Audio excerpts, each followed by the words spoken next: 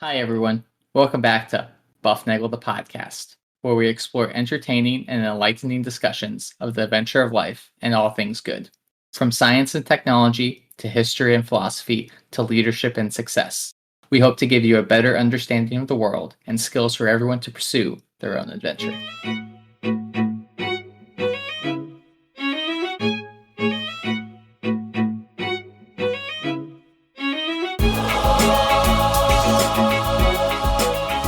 Hi, everybody. Welcome back to Bufnagle the podcast, where we talk about all things good in the pursuit of the adventure of life.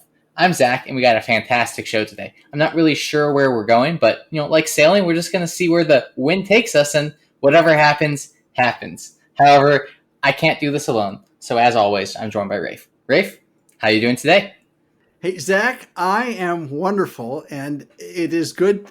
You know what? The best podcasts are the times when you do the intro like that, and I don't screw you up like I did today 3 or 4 times. So folks, the entry you just heard is like the 10th time we had to do that one because I kept screwing Zach up. But anyway, hey, we are going to have a fantastic show today, and it would be nothing without you listeners.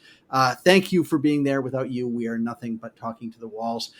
We are reachable, of course, at Bufnagle at bufnagle.com. We're on Twitter, and we're everywhere out on the web. Zach, you know what? We're everywhere on the web. We are so everywhere that I was at the shopping center. I was pushing the shopping cart through the grocery store, and when I printed out that receipt, the receipt came out and it said, "Don't forget to listen to Bufnagle the podcast." It said that right on the receipt. It said that. And I was like, we are everywhere, Zach. Hey, if you're new to our podcast, welcome. We are glad you are here. Give us 4 episodes and we will give you a reason to come back. We talk about lots of things, surely something that will resonate with you. And remember, subscribe and leave us a 5-star review. And Zach, what happens if I get a 5-star review? You get pudding.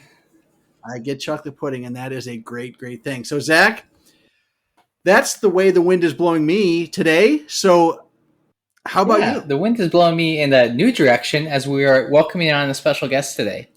Our special guest today is an avid sailor, a former member of the Naval Corps, and, just an overall general positive, happy, go lucky person that's, it's just like we had the most wonderful person step into the studio today and just shine a bright light of happiness. So it is my great pleasure to welcome Craig Depies to the show. Craig, how are you doing today? I'm doing great. Thank you, Zach. And Rafe, it has been great. Yes. Zach, now I think you do know this, but I just need to make sure all our listeners know this. Craig and I go back probably 40 years. Hey, we do. 20, probably over 40 years ago. Zach, Craig and I were younger than you are now when we met, probably in high school. He and I were both on the swim team. Craig was a master swimmer, and I just kind of followed along and rode in everybody's wake.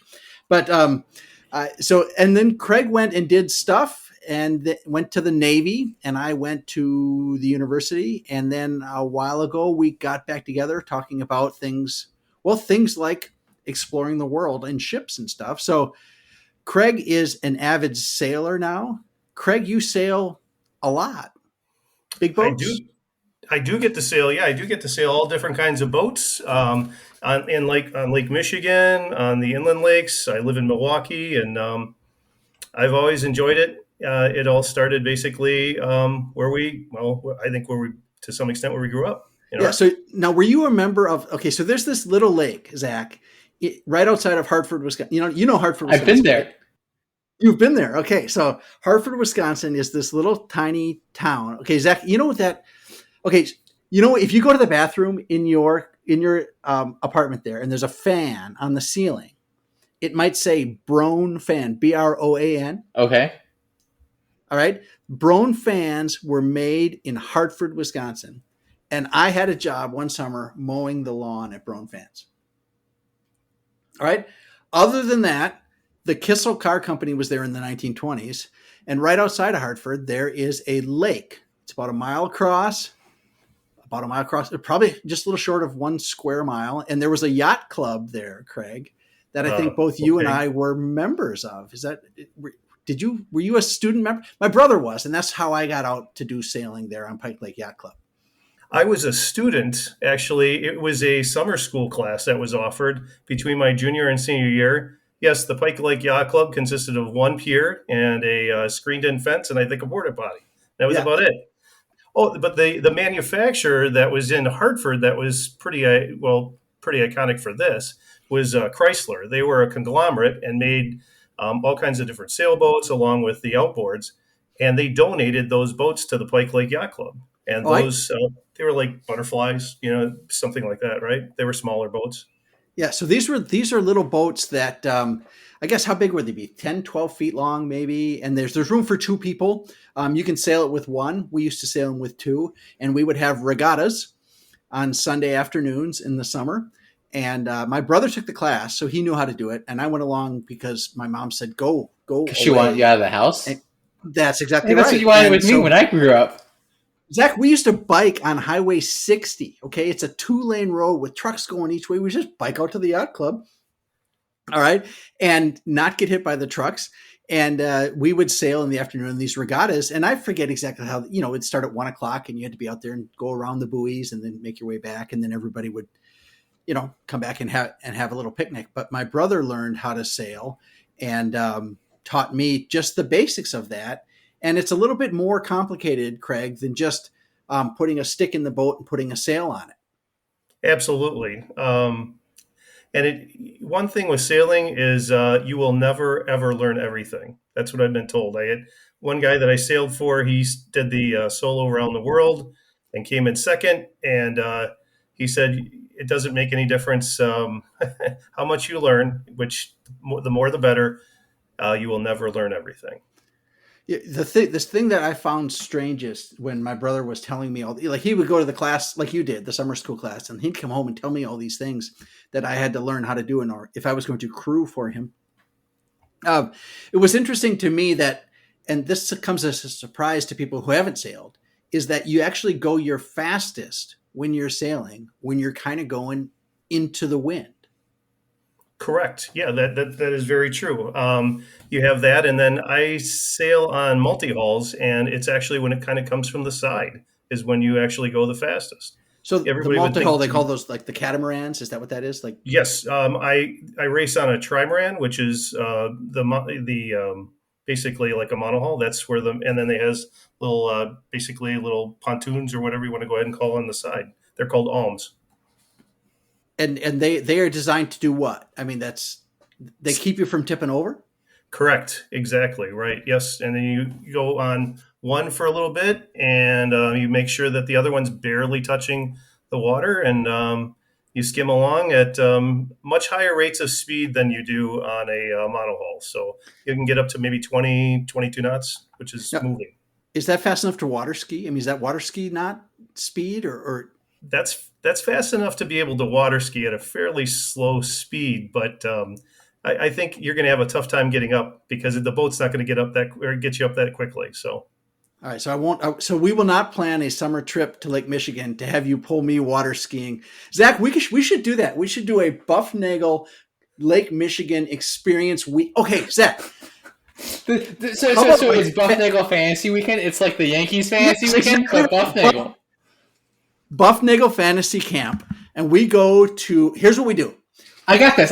We go to Lake Michigan, and then we hang out with Craig for a little bit. He teaches us, how to sail in a day. It can't be that hard, right? And then while we're learning about sailing, we can call Bob down from Michigan, and he can tell us about the Mars and other things about the Earth that we don't know about, and how gravity and physics work, because I don't know how those work. And then while we're at that, we should also eat some donuts, and it'll be a day. Right, and we can bring in the hobby people to come in. Like if you don't want to sail, you can come do. People will come in, teach you how to sew. Harry will teach you how to do whatever army stuff. There could be the sailing, and then there could be the airplane group as well. It would be like a all extravagant adventure thing. We could get like a seaplane, and okay. Speaking of water skiing, all right, I read the other day that the first people who water skied behind aquatic aircraft, like aircraft that would land on the water. They didn't have motors in the boats powerful enough to pull water skiers, so they would hook people up to these aircraft that land on the water and drag them around on they would kind of drive the airplane around on the lake and pull people on water skis. And people think skydiving's dangerous. Okay, all right. Have you ever skydived? I have twice. Tell me about that.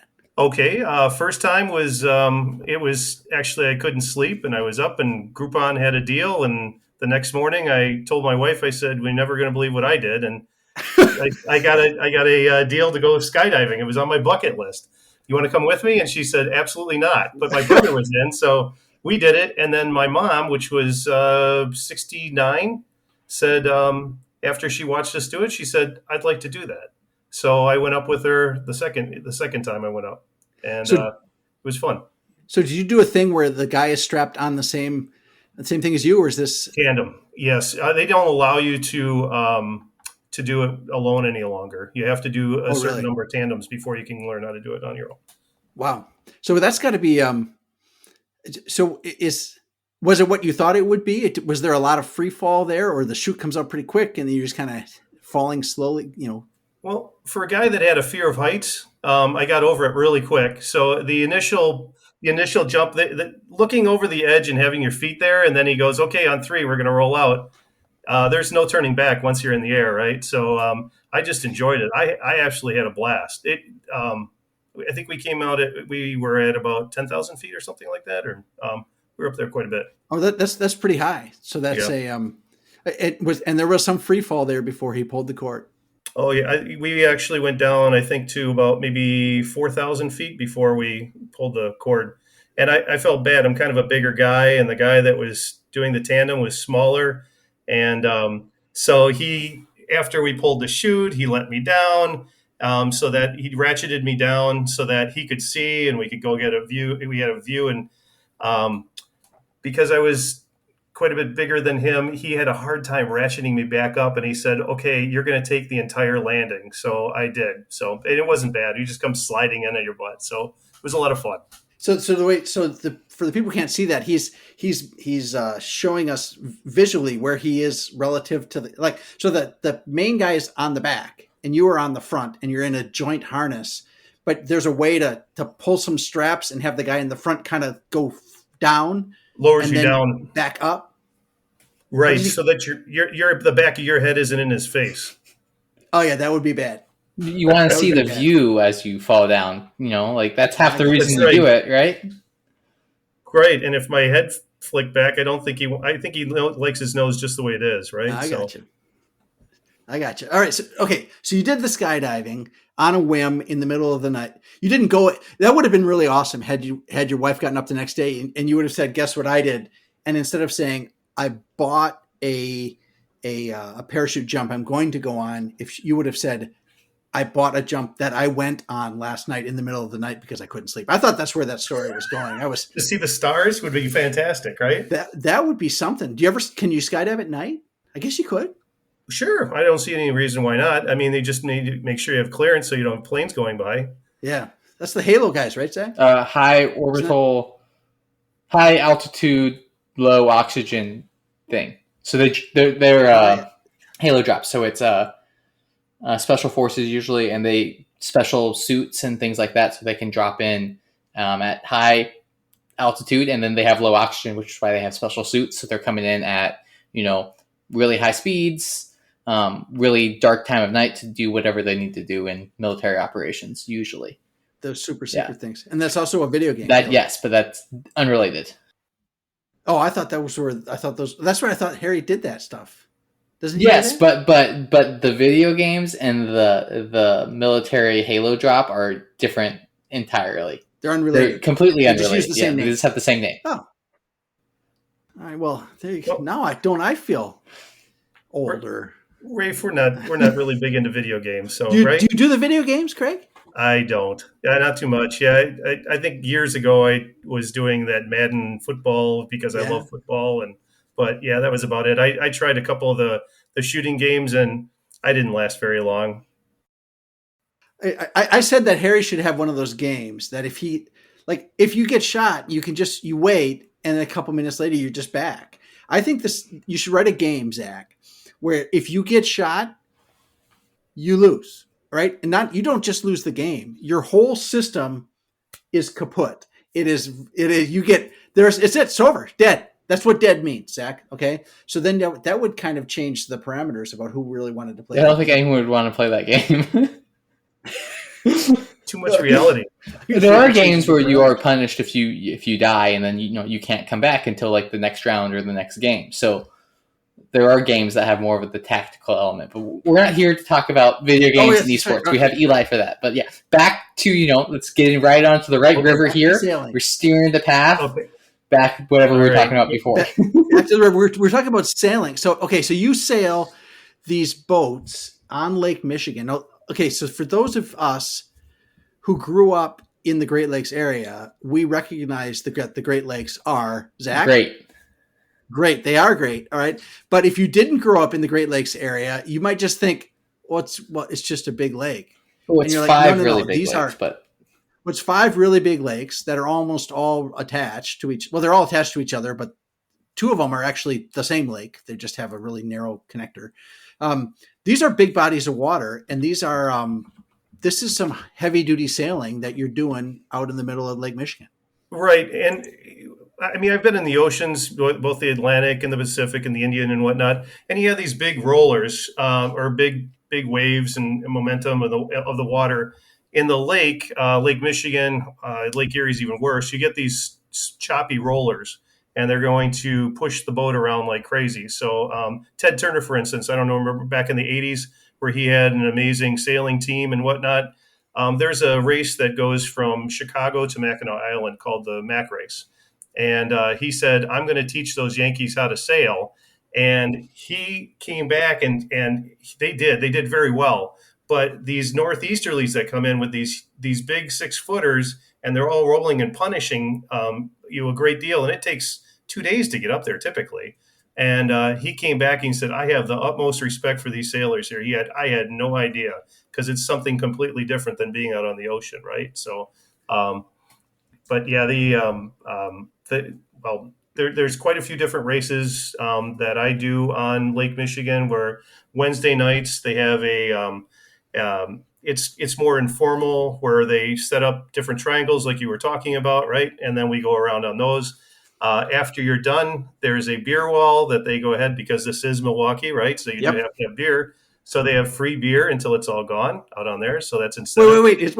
There's a beer wall. So you sail out to the beer wall. You have to get. How do you? I wish. I think people have their interest has been piqued now with the beer wall in the lake. So how does this work? So you sail, and after you're done sailing, you get to go to the beer wall, which is 2 taps of 2 different types of beers on the wall, and you get to go ahead and pour yourself as many as you like. Wow, Zach, we should get Bufnagle, the sailing team. We could. That's not the worst idea we've had. No, we should sponsor a boat, Zach. We have the Bullfrog boat by Bufnagle. Yeah, we could have the Bullfrog boat. Okay, so yes. So you do these sailing things out in the lake, like you said, Wednesday night. These are evenings, or is this like at night? No, these are well, because it's during the summer for the most part. It's pretty light. The race has to end before twilight, because they don't allow the boats to be out there racing at night. There's another race called the Queen's Cup that I do, and that's in June. That's towards the end of June. And that one goes from Milwaukee to across Lake Michigan over to a designated city. It could either be Muskegon, Ludington, Grand Haven, whatnot. You get sailors from all over, whether it be Chicago, over in Michigan, and then all through parts of Wisconsin. We even get some guys that bring a trimaran up from Texas, and they do it as well. So you get them from all over. So it's a lot of fun. And this is so this is the Queen's Cup. Yes. And so do we know which queen? It's supposed to be. Actually, there's a little tiff between this race and in England, because I guess they're both considered the oldest regattas in the world right now. So it's about 100 years old or something like that. Oldest, like continuously. They've done it every year for a long period of time. That's right. Yeah. And do we know anything about the Queen and the cup? We know where Lord Stanley's cup came from, right, yes. Zach? All right, so that's a known thing. But the Queen's is like, is this really, or did like some guy like, oh, here's a cup, and his name was Mr. Queen, or it's like, Lightning what do we McQueen? know about the Queen's Cup? Well, It I was think you're Lightning McQueen's probably Cup. closer in your ladder. Yeah, I think it was just something that sounded really neat. So they came up with Queen's Cup. It sounded kind of dignified. This is Milwaukee, right? Well, it is. Wow. All right. You should have been a beer stein. Yes, that would have been kind of cool, and it would have been full when you left, and it has to be empty when you arrive. So, but now you said this happen. That happens. That race happens at night, though.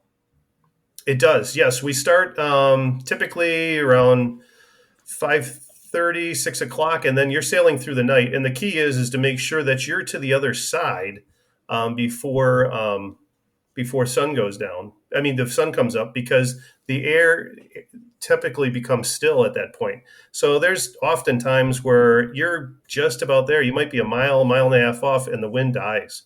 And you're just, that sail is kind of luffing back and forth a little bit. And you're just staring at the shore, just waiting for a Well, I little got to wind. tell you, the most memorable regatta I was ever in. I was with my brother in those little boats in Pikes So Lake. you guys have built wooden boats and put them in the bathtub? No, this was a real regatta, Zach. Okay, so what you have to do is you have to like go around. You have to go around this buoy and then around that buoy and around this buoy. So there's all sorts of things we have to go around, and you can take different tacks to get there and all. Okay, so we're finishing up the race, and we are leading, but we came in from a really different tack than Paul Doubleday. All right, and Paul was in the other boat. Okay, and Craig knows Paul. You don't know I Paul. do. I've heard of Paul. Okay, so we're going along this, and we are just a couple meters from the finish. I mean, we were really close, and the wind just dies. Nothing left. The sail drops to nothing. Paul's sail drops to nothing, and we're both sitting there like we can almost touch the finish line. And these are relatively small boats, and we had two people in our boat, and I don't remember if Paul was with his brother or not. I think he was just by himself. And I'm looking at Paul, and he's looking at me, and he didn't think we were doing that well because we came in from the other side and we were getting in real close when the wind died. And then we look over at Paul, and he starts doing this. He's like, Oh, he's lurching. He's lurching. Well, okay, we didn't know what to call it at the time. We'd never seen that before. We called it utching. He was just utching the boat. He was like, you can't see it, what we're doing here. Okay. So the idea is like, if you're sitting in a chair on the floor and you want to scoot it along, you kind of scoot the chair along. Paul was doing that in the boat. All right, when there was no wind. All right. And I think he finished ahead of us because he utched his way across the line. And we were like, you can't do that. And he was like, yes, I can. Look, I'm doing it. And there was this big hullabaloo. And I have no idea exactly what happened at the end, whether or not it was against the rules to utch your boat across the line. So it is. See, Paul? Yep. Pants on fire. Cheater. Wow. I'm sure he does not remember that one. But you've never done that. There's no. What is legal out there? You just have to use the wind. There's no. Well, but you can legally stop yourself. I have brother and sister-in-law down in Charleston. They race there, and of course the currents create a problem sometimes, right? So they're going into the current, and my brother-in-law Steve thought, why don't I just throw the anchor down? It's completely legal. And he did. So all the other boats are going backwards. Drifting backwards, yeah. Drifting back. He was drifting back as well, and threw the anchor down. Is completely legal. And they had to wait until the tide changed and that they were able to go ahead and start moving again. Nice. So, now, did that cause a hullabaloo? Well, no. I think he got a good pat on the back for doing something. That's knowing the rule book there, Captain Rule Book. Okay, but right. Back to this Queen's Cup thing. Okay, so you're going across Lake Michigan from the Milwaukee side to the Michigan side at night, and hopefully the wind doesn't die on you. So yes, how long of a trip is that? And like, what is the strategy for like preparing to, hey, we're doing this thing. How can we put ourselves in the position to win? Well, I'm going to give you the answer that you're going to love. It all depends, right? So how fast you get over there, it has to do with the wind, for one. So it's moving along. This year, we didn't even make it across because there just wasn't enough wind. In years past, it depends. But you do have to strategize yourself, not only just, okay, wherever the apparent wind is at that time and how you're going to get across, but you also have to look at the weather report. So, and you're trying to strategize this because the wind tends to shift quite a bit, and you want to make sure that you're timing it correctly in order to get there, because otherwise, if it switches on you and you're, let's say that you needed to go north and the wind, it switches to north, you can't sail into the wind. So then you're going to have to do it going back and forth, which is called tacking. And you're going to have to do that, which is going to cut in an enormous amount of time into the race and make things pretty difficult. So you now I read that it's not like there's like a starting line and you're all lined up there and then they say go and you hoist the sails, right? I mean they launch you like a minute apart or 10 minutes apart or something like that, or Right. Sealing's different than any other sport because you're timing it to go across. There's a boat and there's a buoy, and that invisible line is right there, right? So, in fact, when you're watching football and they have that first place or first down line that's placed on the TV, whatnot, the same guy that developed that actually did that for the America's Cup too, so that when you watched it, you could go ahead and see that, right? nice. So you're going across that. You're trying to time it to where you're going across that line, and there is a countdown to where you have, and so you're trying to go across that line just at the right time. And that's up to the discretion sometimes as far as the race committee. If everybody's kind of gone across the line a little bit early, they just let it go. Oh, they do. Yeah. All right. So you're all kind of hanging back here waiting for the start, and they sound a gun or something like that at the right time, and you go across the line. But didn't I read that they do like a staggered start, that they won't send? I mean, there's a lot of boats that do this thing, and it's nighttime and it's dark out. And it's it's dark. Well, there are places in the world where it's nighttime and it's not dark out. So that is true. I'm just covering my bases. It's light here. when you start. Thankfully, Zach, it's light when you start, light outside when you start, but then the rest of it's all at night. So, you're going to hear the horn or go up, but they do it in divisions. And it's based on what's called a perf rating, right? So kind of like when you're bowling, you get a handicap.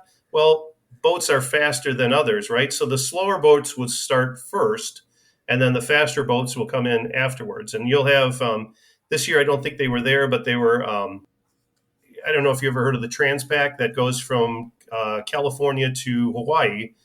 Some of these individuals, such as like Kohler and Amway and whatnot, they had boats that they would put in there, and these were 70-footers, and they move and they get across that lake in a hurry. And I did sail on one where it was coming behind us, and it felt like a battleship coming at you. And they're all carbon fiber for the most part, and overpowering is when you have way too much sail for the wind conditions, right? And you'll hear of demasting where maybe a mast breaks in half or something like that.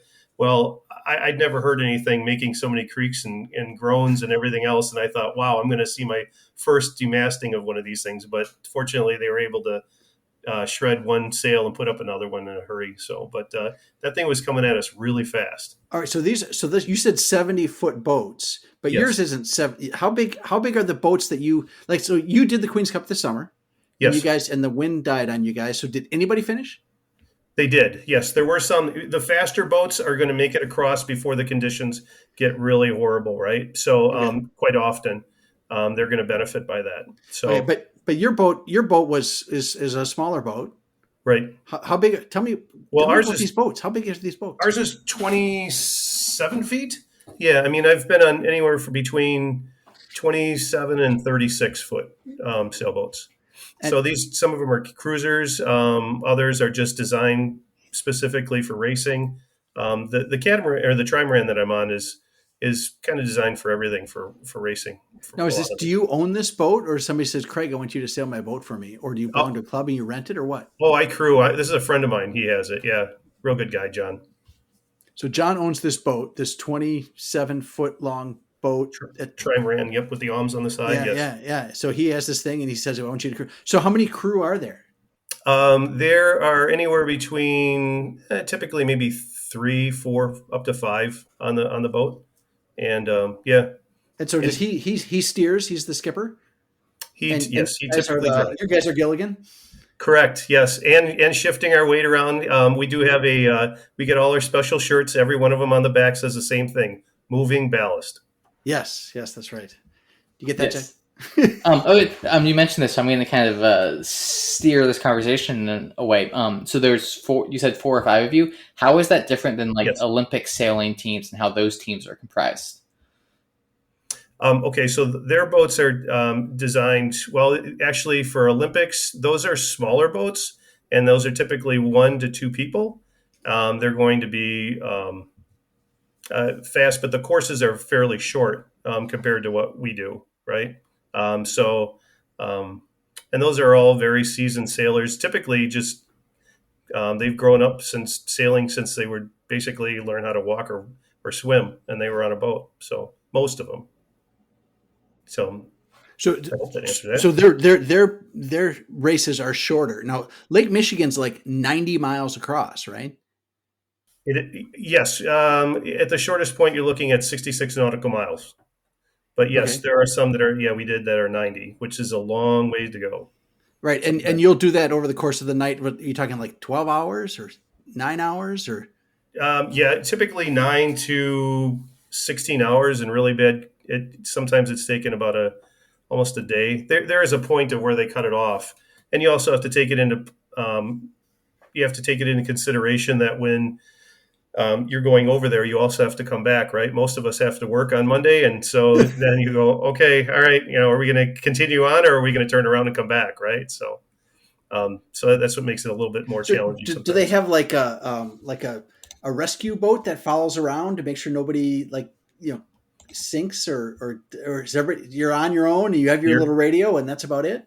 you're on your own. There's other boats around you. I do have to say it's probably one of the most beautiful sights you'll see at night. I mean, with all the different nav lights on there, and you'll see that some of them will have their uh, anchor lights on, which they probably shouldn't, but but it's something to identify.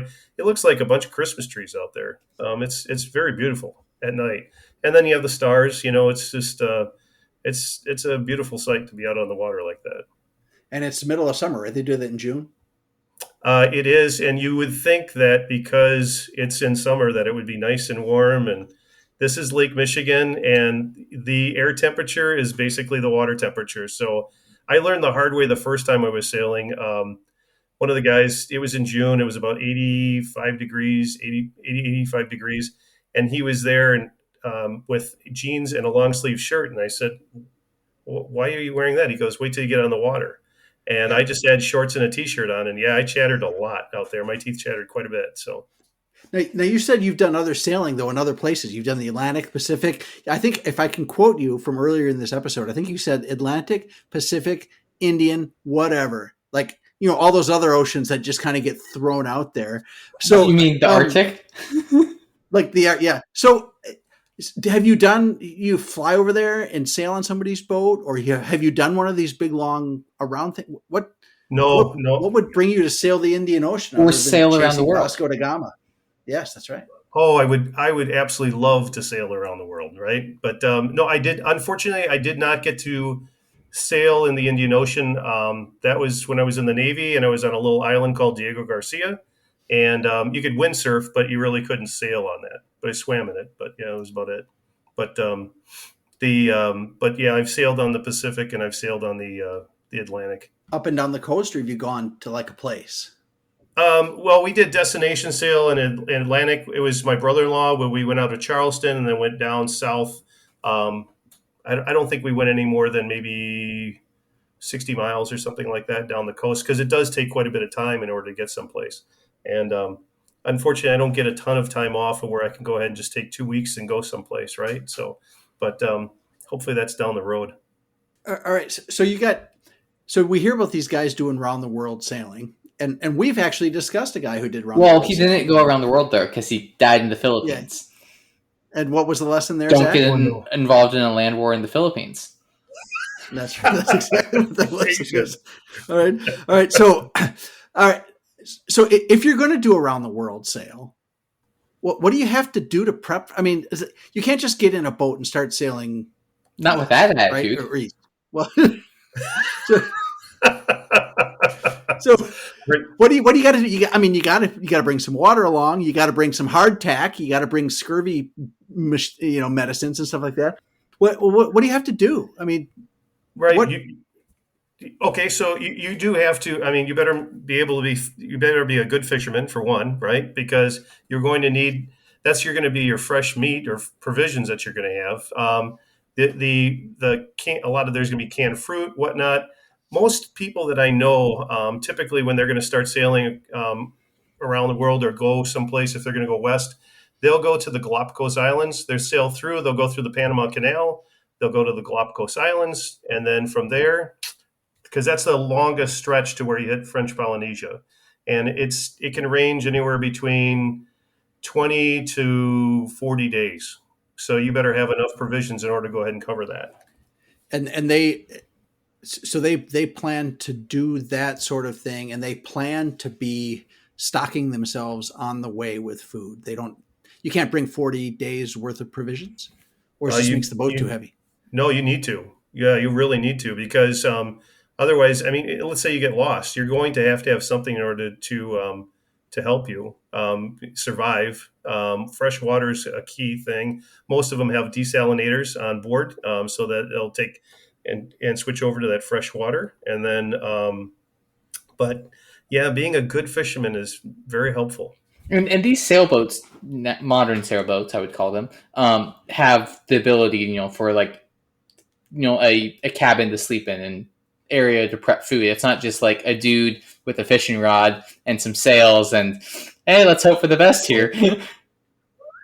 Oh, some of them are really amazing. I mean, anyone that's going to do any blue water sailing has an oven, a stove, a refrigerator. I know there's a couple that I know that had an ice maker on board, that they would go ahead and have that available. And the neat thing with these provisions, when you go to these islands, you can do trades. I mean, you think maybe that was back in the 1800s, but no, you still can do that, where you're going ahead and trading ice for some fresh fruit or whatnot when you get onto the islands. So that's powered by what? Okay. So then you're going to have a wind generator. You'll have solar that will go ahead and bring it along, and then you may not need to. Fire up the engine for if you're going to run the microwave. Quite often they'll have a microwave, and that's going to draw a lot of power. But friends of mine that have they made it to Australia, and then during COVID they had to stop. But they spent 3 to 4 years. Went down to the Caribbean, and then we did the Mac race, or excuse me, we did the Queen's Cup with them, and then they made their way around through the Erie Canal, and then down the ICW, and then down into the Caribbean, spent time, and then finally made their way out. And yeah, they were able to go through to the islands, and it was amazing trip and journey to watch them on Facebook and what they were doing. Wait, so that you said it's like 3 or 4 years. I mean, listening to that list of places that they went, they had to have been out of work for what? They retired? They're just they were they work remote from the boat. It was a great circumstance. I could work remote from the boat, Zach. You could. A good idea. Well, I have a remote job, right? So I could. The podcast might suffer a little bit, you can record on a boat, maybe, probably. I don't think there's any more suffering than we've already done before, Zach. And when it came to the power, I was going to tell you that he had the wind generator and he had the solar generator. He went right off of shore power. He didn't have to use shore power. It generated that much electricity. Wow. And he had the air conditioner running, and he had and everything running at the time. AC Magellan would be jealous. I'm sure of that. Wow. So if somebody wants to get into this sailing thing, other than taking, was it Bob McDermott taught that course back in the day? Somebody taught that course back at Hartford High School's summer school session. How does one get into doing this sailing thing? You can't just buy a boat and start. I mean, you got to have some lessons. Yeah, I would recommend getting lessons. So in Milwaukee, there's a Milwaukee Sailing Center that's real helpful. South Shore Yacht Club's real close to me.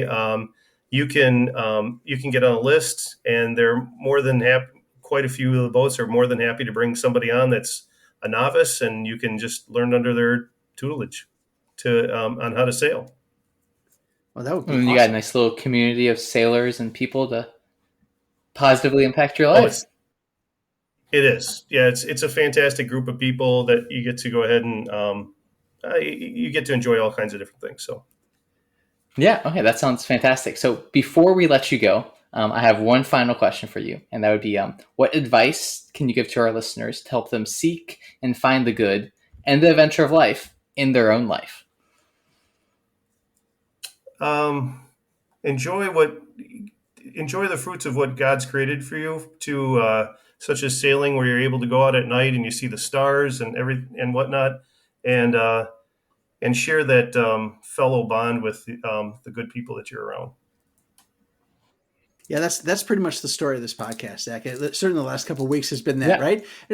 No, seriously, is we spent a lot of time over the last couple of weeks talking about the value of doing the things you do with others, and from our discussions with hobbies and lately with community and the sailing thing. I'm sure you could do things solo, but it's got to be infinitely more rewarding doing that with other people, and certainly if you get a chance to do that in assistance of somebody, it's got to be nice too. You guys do some work with, didn't you say the Boys and Girls Club or something like that? Right. So there's two things that are absolutely fantastic. I think one is called Louis' Last Regatta, which is at the end of the sailing season, and it's a fundraiser for the Children's Hospital of Milwaukee. And you in the regatta you may finish first, but if you didn't raise the most money, that may push you behind, right? So Yep. that's the joy of it and the fun of it. And then, when I had my boat and others that do this as well, the Boys and Girls Club, they will go ahead and they'll ask for volunteers to take the children out on the boat with the big brother, big sister. And I always found that really rewarding. It was great. These kids, they think it's just the neatest thing to be out on the water and be able to experience that. Well, it is one of the neat things, isn't it, Zach? I mean, have you ever done the sailing? Have you ever No, sailed? I have been on a boat in one of the many lakes around Minnesota, and I watched a sailing regatta thing going on from the boat that I was on. It was fun to watch. It was like, okay, what are they doing? Where are they going? Like, you could see like the people like maneuvering the sails and everything. It was fun to watch from the outside perspective. It would have been really cool to like have like the technical knowledge. Like, hey, what are they doing? They're spinning this crank to do this thing to, and like, I don't know, maybe that's just me. I like learning those technical things for those type of events, but I don't know. No, it's got to be a great yeah. skill to learn, and certainly if you get to be a master sailor guy like Craig is, it's got to be that's got to be Oh boy. it's a life. Well, it's a lifelong thing you can do, and it's a real skill that you have, and you never know when you're going to need to make sure a boat can get you where you need to go. I think we need to remedy this for you, Zach. I think we need to get you on the water. It's time to come up to Milwaukee. Not now, in the summer. I think I can make that work. Not now, Zach. Yeah. All right, Craig. Thank you very much for joining us today. It was a pleasure to tell these stories and talk about sailing and the wonderful joys it's given to your life, and how we celebrate the joy in all of our lives. Again, I want to thank you all for listening. I want to remind you to go seek the good, be the good, and spread the good. Enjoy the adventure of life.